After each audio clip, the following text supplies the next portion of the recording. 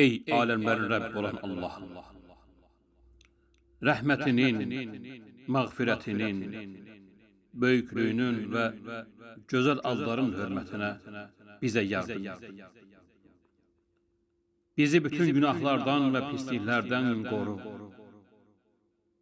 Yaxşı insan olmaq üçün, xeyirxah işlər etmək üçün bizə yardım et.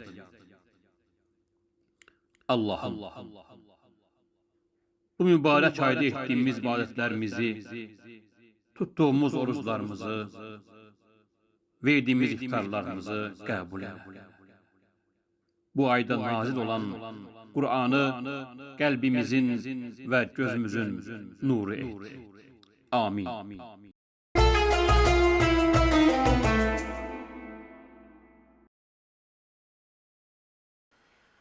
Allahu Ekber, Allahu Ekber. Allahu Ekber,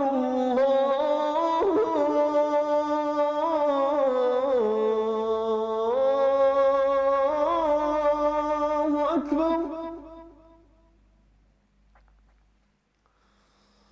Eşhedü en la ilahe illallah.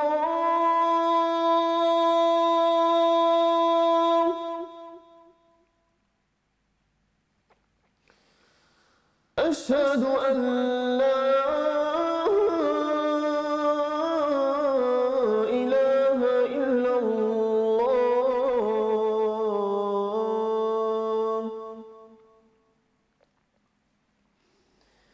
أشهد أن محمدا رسول الله.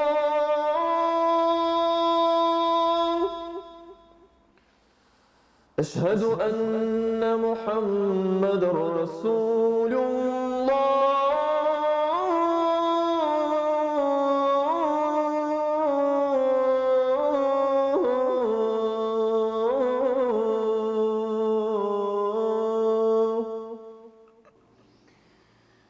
حي على الصلاة.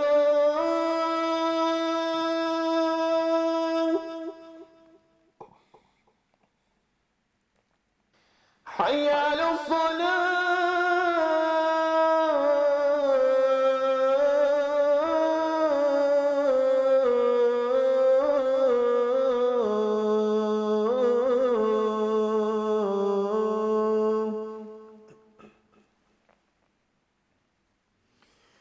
حي على الفلاح.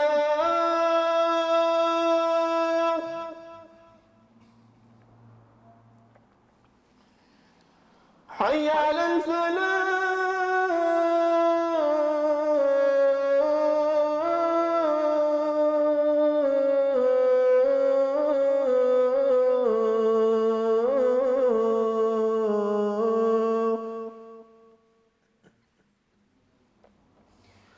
الله أكبر، الله أكبر. لا